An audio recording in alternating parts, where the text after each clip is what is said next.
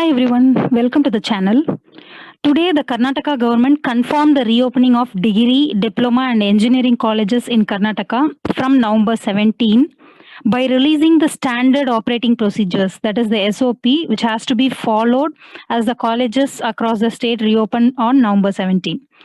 All colleges are going to open after the COVID pandemic on November 17 in Karnataka. So, let's see about the details of this SOP in this video. All staff and students will have to undergo RT-PCR tests 3 days prior to college reopening. This has been mentioned in the SOP. So colleges have to map the closest primary health centers so that students and staff can get the COVID tests done for free. Already UGC announced the mandatory masks for all teachers and students.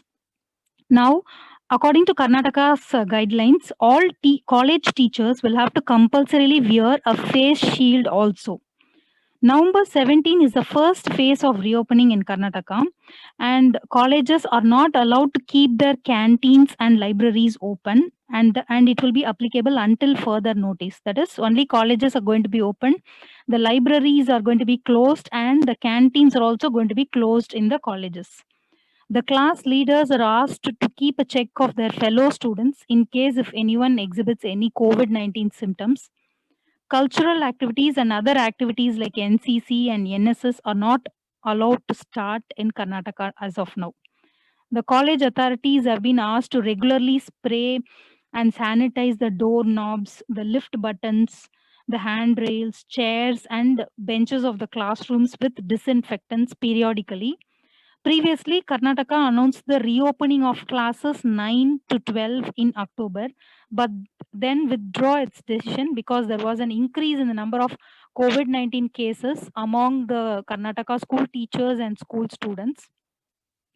As told in the UGC guidelines, PG students and final year students are already allowed to come to colleges physically for placement purposes or for any other academic purposes.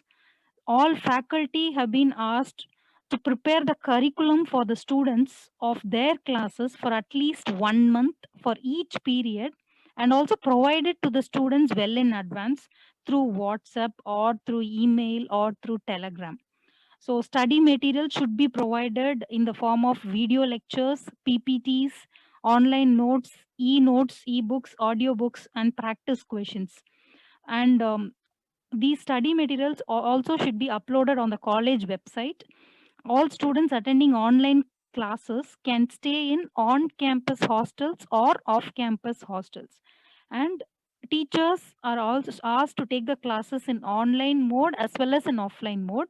And as told earlier, students can decide about, they can choose to attend the online classes or offline classes as part of the blended learning process mode. That is, the learning mode is going to be a blended mode. Students can decide whether they want to attend the classes physically or whether they want online classes, and they can decide accordingly, and the teachers will be delivering through online mode as well as an offline mode.